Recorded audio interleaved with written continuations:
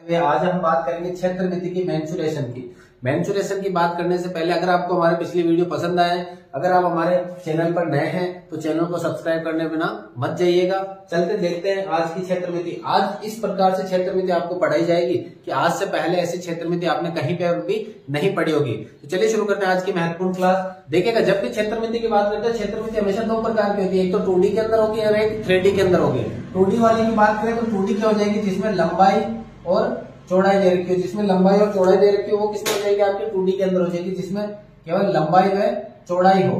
और जिसमें लंबाई व चौड़ाई के साथ साथ ऊंचाई भी हो, लंबाई चौड़ाई व क्या हो, ऊंचाई, तीनों अगर आ जाए तो वो क्या कहलाएगी, आपके 3D यानी 3 डायमेंशन, 3 भुजाएं। और 2D यानी 2 डायमेंशन, यानी 2D यानी कि 2 डायमेंशन केवल 2 भुजाएं, जिसमें लंबाई और चौड़ाई होगी, इसमें ऊंचाई नहीं होती है। क्या नहीं होती है, ऊंचाई नहीं होती है, वो कहलाती है आपके 2D। और जिसमें ऊंचाई होती है वो कहलाती है 3D।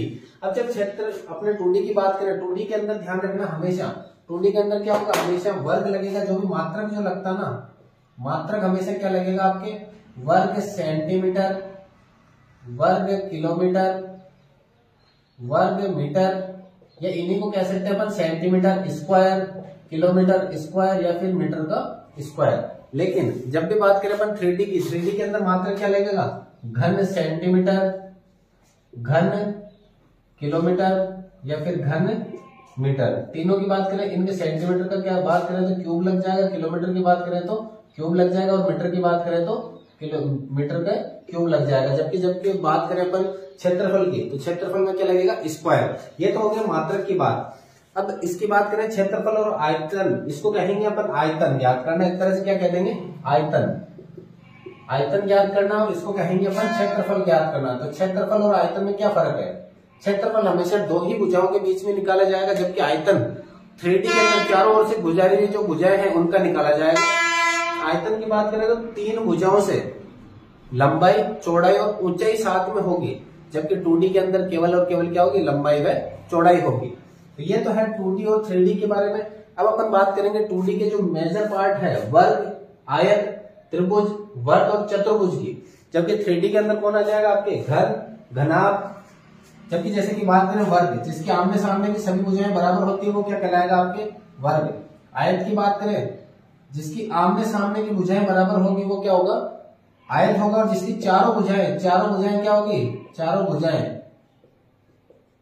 क्या हो जाएगी, बराबर होगी। इसके आमने सामने की क्या होगी, बराबर, यानी ये एक दूसरे के बराबर है।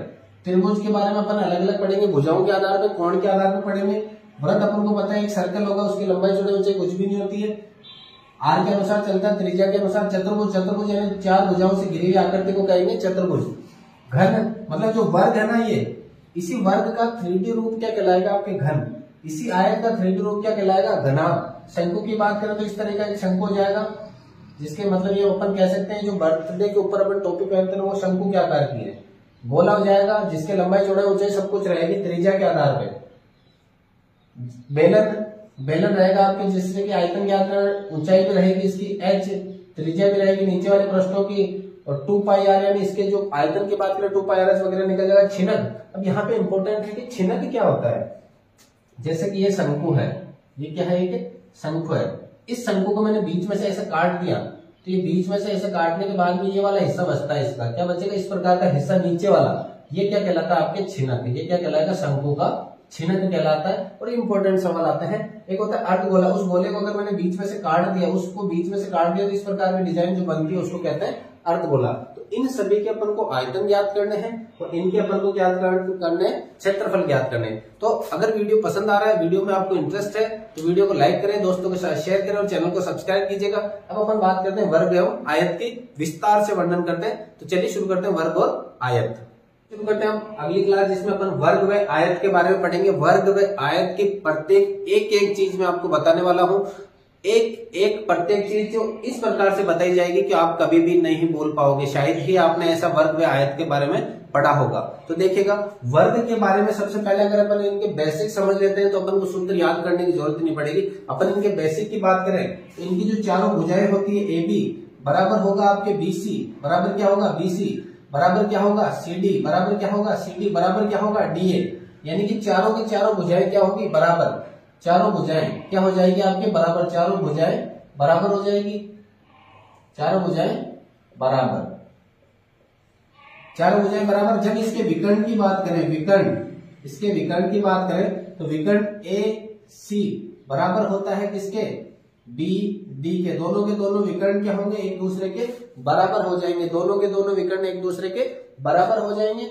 अब इसके बात करें विकर्णों एक दूसरे को क्या करेंगे, समद्विभाजित करेंगे, समद्विभाजित करेंगे विकर्ण, विकर्ण क्या करेंगे, समद्विभाजित। अब समद्विभाजित क्या होता है देखिएगा, सम यानी समान, द्वि यानी दो, भाजित यानी भागों में बांटना। समान दो भागों में बांटना मतलब क्या हो गया, ए ओ का मान जितना ये ए ओ है उतना ही ओ सी है, उतना ही क्या है, ओ सी है। जितना ओ बी है, जितना मान ओ बी का है उतना ही किसका है, बराबर में ओ डी का है। जितना मान ओ बी का है उतना ही ओ डी का है। ये तो था इसके बारे में बेसिक। एक और बेसिक है इसका, जो समद्विभाजित करते हैं ना ये कोण, तो ये कोण जो है ओ, ये कितने डिग्री का होगा, हमेशा 90 डिग्री का होगा। हमेशा कितने डिग्री का हो जाएगा, 90 डिग्री का। अर्थात अपन वर्ग की बात करें तो वर्ग वह आकृति जिसकी आमने सामने की सभी भुजाएं, आमने सामने की सॉरी चारों भुजाएं, जिसकी क्या होगी, चारों भुजाएं बराबर होती है वो वर्ग कहलाता है। जिसकी चारों भुजाएं बराबर हो वो वर्ग कहलाएगा। जिसके दोनों विकर्ण बराबर होंगे वो वर्ग कहलाएगा। जिसके विकर्ण एक दूसरे को समद्विभाजित करते हो, और जहां पर समद्विभाजित करेंगे वो कोण कितने डिग्री का होना चाहिए, 90 डिग्री का। अब बात करते हैं आयत की। आयत के अंदर क्या रहेगा, आमने सामने की भुजाएं बराबर रहेगी, ना कि चारों भुजाएं। अर्थात ए बी बराबर किसके होगा, ये ए बी जो बराबर है ये किसके है, सी डी के बराबर है। ये किसके बराबर रहेगा, सी डी के। लेकिन ये जो ए डी है, ये ए डी है, वो किसके बराबर रहेगा, आपके बी सी के बराबर। अर्थात अपन कह सकते हैं आमने सामने की भुजाएं बराबर, आमने सामने की भुजाएं, आमने सामने की भुजाएं बराबर। इसमें आमने सामने की भुजाएं बराबर रहती है। साथ में विकर्ण, विकर्ण क्या रहेंगे, बराबर रहेंगे। ध्यान रखना यहाँ पे विकर्ण क्या रहेंगे, ए सी बराबर रहेगा आपके बी डी, ए सी बराबर रहेगा बी डी। और विकर्ण एक दूसरे को समद्विभाजित करेंगे। ध्यान रखना यहाँ पे भी समद्विभाजित करेंगे, समद्विभाजित करते हैं। कौन करते हैं, ये जो विकर्ण है वो एक दूसरे को समद्विभाजित करते हैं, अर्थात समान दो भागों में बांटते हैं। समान दो भागों में बांटते हैं, कहां से बांटेंगे, अर्थात ए ओ बराबर होगा आपके ओ सी और बी ओ बराबर होगा आपके ओ डी। ए ओ बराबर हो जाएगा आपके ओ सी और बी ओ बराबर हो जाएगा ओ डी। लेकिन यहाँ वर्ग और आयत में हल्का सा फर्क है। ये कोण 90 डिग्री का बनता है, अर्थात यहाँ पे जो कोण बनता है ना वो 90 डिग्री का बनता है। लेकिन इनके बीच में कोण 90 डिग्री का नहीं बनता है। कोण ओ नॉट इक्वल क्या हो जाएगा, 90 डिग्री। कोण ओ क्या हो जाएगा, नॉट इक्वल 90 डिग्री। ये तो है आयत के बारे में और इसके बारे में बेसिक सी जानकारी। अब बात करते हैं इसके क्षेत्रफलों की। आयत के क्षेत्रफल क्या हो जाएगा, वर्ग का क्षेत्रफल, वर्ग का क्षेत्रफल क्या हो जाएगा, सीधा सा सूत्र याद रखना, इसकी एक भुजा जो है उस भुजा का वर्ग हो जाएगा, भुजा का स्क्वायर। क्षेत्रफल की बात करें तो भुजा का स्क्वायर। भुजा का स्क्वायर क्यों कहें, बस इतना से याद रखना है कि इसमें जो भुजाएं होती है सभी बराबर होती है, इसलिए अपन इसका स्क्वायर कर सकते हैं। जबकि आयत का क्षेत्रफल क्या हो जाएगा, आयत का क्षेत्रफल क्या हो जाएगा, लंबाई गुणा चौड़ाई। देखिएगा, एक लंबाई ले लो और एक चौड़ाई ले लो। यहाँ पे एक भुजा ले लो और एक भुजा ये ले लो। दो भुजाएं ली तो दोनों भुजा बराबर होने के कारण अपन उसको कह दिया स्क्वायर है। जबकि यहाँ पे एक लंबाई है और एक चौड़ाई है, इसलिए दोनों अलग अलग है, इसलिए इसके क्या कर दिए, लंबाई इंटू चौड़ाई। ये तो हो गया क्षेत्रफल। अब बात करें इसके परिमाप की। बात करते हैं परिमाप होते क्या चीज है, वर्ग का परिमाप और आयत का परिमाप पढ़ते हैं, पर वर्ग का परिमाप पढ़ते हैं। परिमाप क्या चीज है, मान लिया यहाँ पे एक व्यक्ति खड़ा है, वो व्यक्ति घूम के वापिस एक चक्कर लगा के आता है इस पूरे वर्ग के, एक पूरा एक चक्कर लगा के वापिस अगर उसी जगह पे आ गया तो वो कहलाता है उसका परिमाप या परिधि। पैरामीटर, परिमाप या परिधि।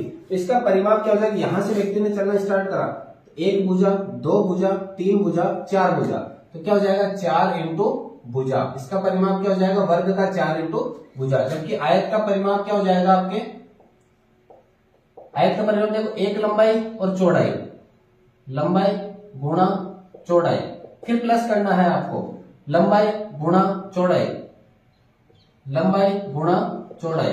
दो अलग अलग हो जाएंगे, तो दो तो है लंबाई प्लस दो ही है चौड़ाई, तो अपन क्या करते हैं, दो कॉमन ले लेते हैं, लंबाई प्लस चौड़ाई हो जाएगा इसका सीधा सा परिमाप। परिमाप क्या हो जाएगा 2 कोष्ठक लंबाई प्लस चौड़ाई। क्षेत्रफल क्या हो जाएगा लंबाई इंटू चौड़ाई। यहाँ वर्ग का परिमाप और क्षेत्रफल आ गया। अब एक और लास्ट बचता है इसका विकर्ण। क्या बचेगा विकर्ण। ध्यान देना भुजा इसका वर्ग का जब भी विकर्ण की बात हो तो सबसे पहले अपन को लिखना है भुजा। सबसे पहले लिखना है भुजा। उस भुजा को सीधा सीधा कुछ भी नहीं करना, √2 से मल्टीप्लाई कर दो, ये इसका क्या हो जाएगा सीधा सा विकर्ण हो जाएगा। सीधा से क्या हो जाएगा विकर्ण। भुजा को मल्टीप्लाई करना है √2 से, वो क्या हो जाएगा इसका विकर्ण। वर्ग का विकर्ण का सूत्र हो जाएगा √2 गुणा भुजा। आयत का विकर्ण का सूत्र क्या हो जाएगा, विकर्ण का सूत्र √ L² प्लस B², लंबाई का स्क्वायर प्लस चौड़ाई का स्क्वायर, √ के अंदर लंबाई का स्क्वायर प्लस चौड़ाई का स्क्वायर हो जाएगा इसका आयत का क्षेत्र। अपने विकर्ण की बात करें तो इसका सीधा सा हो जाएगा लंबाई का स्क्वायर प्लस चौड़ाई का स्क्वायर √ में। ये 3-4 सूत्र है, इन्हीं के ऊपर अपना आयत व वर्ग का पूरा चैप्टर चलेगा। आयत व वर्ग के विभिन्न सवाल लेते हैं अपन, ताकि आज की इस संपूर्ण क्लास में अपन आयत और वर्ग के बारे में संपूर्ण तरीके से अच्छे प्रकार से इसके सवाल करके हम इसको अच्छी प्रकार से जान सके। अगर क्लास पसंद आ रही है, हमारी वीडियो पसंद आ रही है, हमारे पढ़ाने का तरीका पसंद आ रहा है, हमारी मेहनत पसंद आ रही है, तो प्लीज आपसे निवेदन है हमारे चैनल को सब्सक्राइब कीजिएगा, अपने दोस्तों के साथ शेयर कीजिएगा, क्योंकि हम भी इस प्लेटफॉर्म पर नए हैं, आपके लिए लेकर आ रहे हैं। दिन रात मेहनत करके अपनी तरीके से, अपने शॉर्ट तरीके से आपको समझाने की कोशिश कर रहे हैं। तो वीडियो पसंद आए, क्लास पसंद आ रही है तो लाइक और शेयर सब्सक्राइब जरूर कीजिएगा। अब बात करते हैं वर्ग के और आयत के विभिन्न प्रकार के सवालों की तरफ चलते हैं, महत्वपूर्ण सवालों की तरफ। बात करते हैं अपन आयत और वर्ग के विभिन्न सवालों की। तो पहले लेते हैं अपन आयत और वर्ग के मिक्स सवाल। एक आयताकार भूखंड है। आयताकार भूखंड मतलब इस तरह का एक भूखंड है जिसकी लंबाई दे रखी है आपको 15 मीटर और चौड़ाई दे रखी है 8 मीटर। तो भूखंड का क्षेत्रफल पूछा, सीधा सा क्षेत्रफल का सूत्र क्या होता है, क्षेत्रफल का सूत्र हो जाएगा आपके L × B, यानी 15 × 8 कितना हो जाएगा 120 मीटर। मात्रक लिखना जरूरी है, ध्यान रखना 120 मीटर स्क्वायर। क्षेत्रफल का क्या हो जाएगा 120 मीटर स्क्वायर हो जाएगा। फिर विकर्ण ज्ञात करना अपन को, ये इसका विकर्ण ज्ञात करना है, सीधा सा विकर्ण। विकर्ण का सूत्र अपन ने पढ़ा L² प्लस B² √ के अंदर L² प्लस B²। L का मतलब 15 का स्क्वायर प्लस 8 का स्क्वायर, वो भी किसमें √ में। तो 15 का स्क्वायर कितना हो जाएगा 225 प्लस 8 का कितना हो जाएगा 64, वो भी किसमें √ में। 4 5 9 6 2 8 2 √ 290। ये √ 290 किसका होता है अपने को पता है, किसका वर्गमूल है, ये है आपके 17 का वर्गमूल। तो विकर्ण कितना हो जाएगा इसका, राइट आंसर हो जाएगा 17। ये था अपना पहला सवाल। नॉर्मल सा सवाल आएगा जिसमें आपको सीधा से इसका सॉल्यूशन करना है, सीधे से सूत्र रखे और उत्तर निकल जाएगा। अगले सवाल की तरफ बढ़ते हैं। उस वर्ग की भुजा ज्ञात कीजिए जिसका विकर्ण 4.8। इंपोर्टेंट सवाल है, वर्ग है आपके इस प्रकार से, भुजा आपको ज्ञात करनी है। भुजा क्या करनी है आपको, ज्ञात करनी है कि भुजा कितनी है, लेकिन अपन को इसका विकर्ण दिया हुआ है 4.8। अपन भुजा में विकर्ण का संबंध क्या होता है, विकर्ण बराबर √2 गुणा भुजा। ये अपन ने पढ़ा है कि वर्ग का विकर्ण जो होता है ना, वो भुजा का गुणा होता है √2 से, √2 इंटू भुजा। तो √2 अपन ने लिखा इंटू भुजा। विकर्ण अपन को कितना दिया 4.8। तो √2 को नीचे ले आते हैं, भुजा ज्ञात करनी है अपन को। भुजा ज्ञात करने के लिए इसको नीचे ले आते हैं। 4.8 बटा √2 बराबर भुजा। अब भुजा का मान क्या हो जाएगा 4 पॉइंट। देखो जब भी ऐसा सवाल हो तो नीचे की तरफ अपन को √ की संख्या नहीं रखनी है, तो इसको अपन कर देते हैं 4.8 गुणा √2 बटा √2 से अपन मल्टीप्लाई करते हैं। क्यों करते हैं, ताकि ये √2 जो नीचे है ना वो आपस में कट जाए। तो ऊपर तो देखो, नीचे जब √2 को √2 से गुणा करेंगे ना तो हमेशा रूट हट जाएगा और वो संख्या वापस वैसी की वैसी आ जाएगी। तो ये हो जाएगा 4.8 गुणा √2 बटा 2 से इसको काटा तो 2.4 √2। ये इसका क्या हो जाएगा, सीधा सा भुजा हो जाएगी। अगर विकर्ण मीटर में दिया हुआ हो आपको तो भुजा भी किसमें हो जाएगी, मीटर में हो जाएगी। सिंपल सा सवाल है ये। चलिए अगले सवाल की तरफ बढ़ते हैं अपन। अगला सवाल दे रखा है, एक कमरा है, भूखंड है, कमरा है 15x10 का। कमरा कितने का है 15x10 का। तो लंबाई है 15, चौड़ाई है इसकी 10, 15x10 का है। इसके फर्श पर 5 मीटर में 3 मीटर चौड़ी दरी बिछानी है। 5 मीटर लंबाई में 3 मीटर चौड़ी क्या बिछानी है, कि दरी बिछानी है। तो ये बताना है कि इस कमरे में कुल कितनी दरियां बिछाई जा सकती है। ऐसा भी हो सकता है दीवार का सवाल भी आ जाए, उस दीवार में कितनी ईंटें लग सकती है, उस दीवार के अंदर कितने फर्श में टाइलें लग सकती है। ऐसा सवाल है तो टाइलों वाला हो गया, दरी वाला हो गया, दीवार में ईंटों वाला हो गया, इसी एक ही तरीके से होगा। सबसे पहले तो जो बड़ी चीज है उसका क्षेत्रफल, बड़ी आकृति का क्षेत्रफल, बड़ी आकृति का क्षेत्रफल बटा छोटी आकृति का क्षेत्रफल, छोटी आकृति का क्षेत्रफल। तो बड़ी आकृति आयताकारी है, तो बड़ी आकृति कौन है, पूरा कमरा है, तो 15 इंटू 10 बटा छोटी आकृति कौन है आपके, दरी है, तो दरी का क्या हो जाएगी लंबाई और चौड़ाई 5 इंटू 3, 5 या 15, 3 से 3 काटा तो कुल कितने बच गए, 10 दरियां ऐसी बिछानी पड़ेगी। कुल कितनी बिछानी पड़ेगी अपने को, कुल 10 दरियां ऐसी बिछानी पड़ेगी कमरे के अंदर। इस पूरे कमरे की बात करें तो कुल कितनी दरियां बिछेगी, 10 दरियां। अब इसी सवाल को थोड़ा सा अगर तक घुमा दिया जाए, ये कह देवे कि एक दरी का मूल्य 5 रुपए है या 50 रुपए है, 100 रुपए है, तो बताइए कुल कितने रुपए खर्चा होगा इसमें दरियां बिछाने का।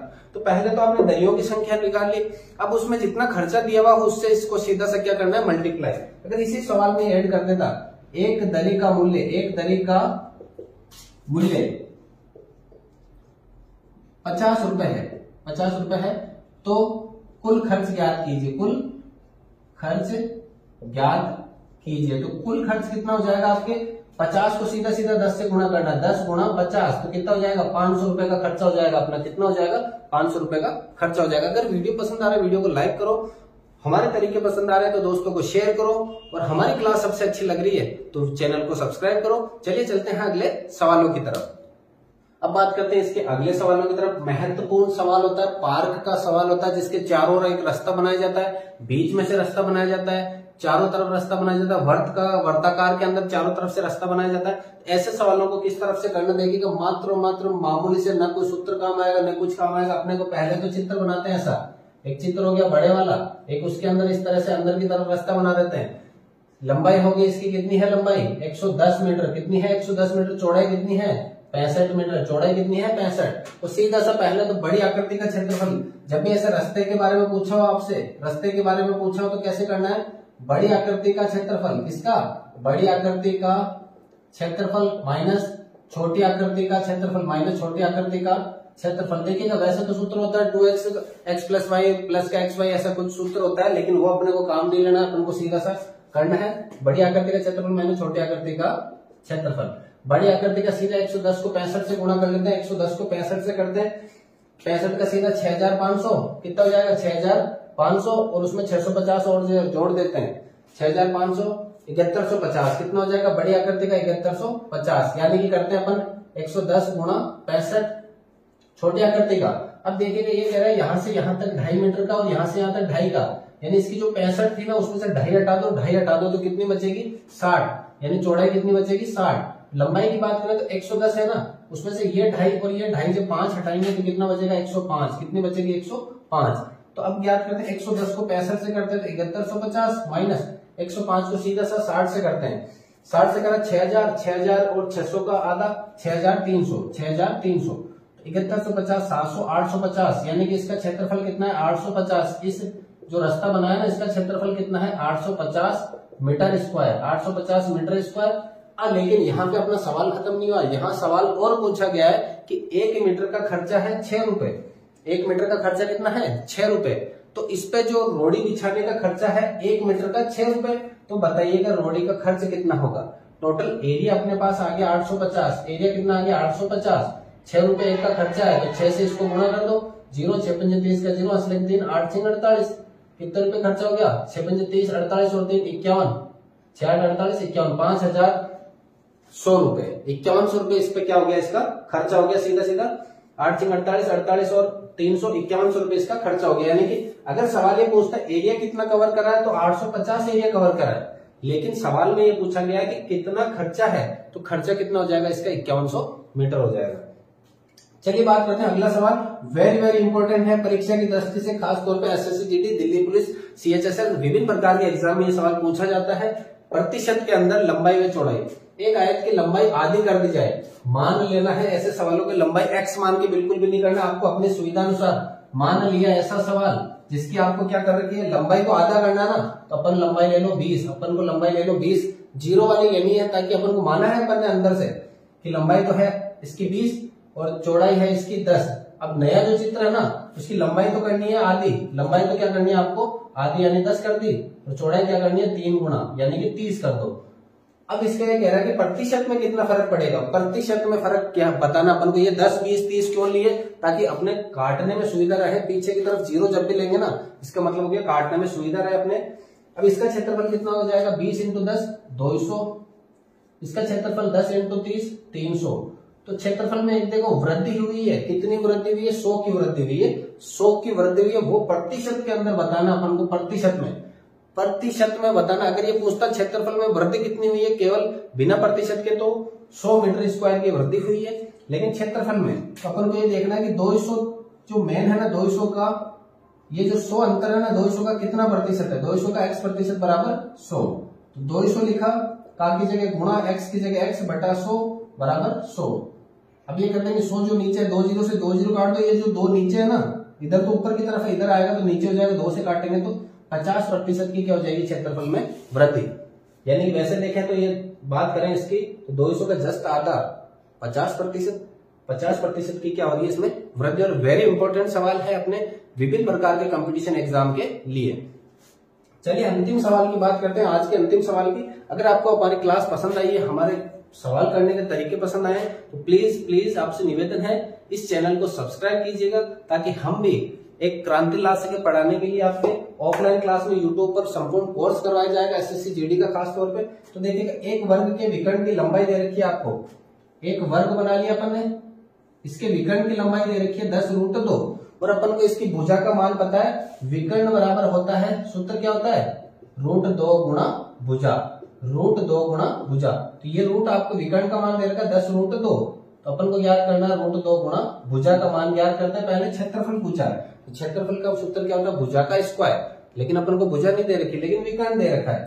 तो √2 से √2 काट दिया तो बचा क्या 10, तो भुजा कितनी बची इसकी 10, और भुजा का क्षेत्रफल कितना हो जाएगा इस वर्ग का 10 का स्क्वायर यानी 100 मीटर स्क्वायर। सीधा सा क्षेत्रफल कितना हो जाएगा 100 मीटर स्क्वायर। अब देखा अगर तरीके पसंद आ रहे हैं, हमारी क्लास पसंद आ रही है तो अपने दोस्तों के साथ शेयर कीजिएगा, कंजूसी बिल्कुल भी मत कीजिएगा, और हमारे चैनल को सब्सक्राइब कीजिएगा और बेल आइकन को प्रेस कीजिएगा, ताकि अगली जो वीडियो आए आपके लिए त्रिभुज और समचतुर्भुज की, चतुर्भुज की, तो उसका बेल आइकन आपको नोटिफिकेशन मिल सके। तो मिलते हैं अगली क्लास में, तब तक के लिए धन्यवाद।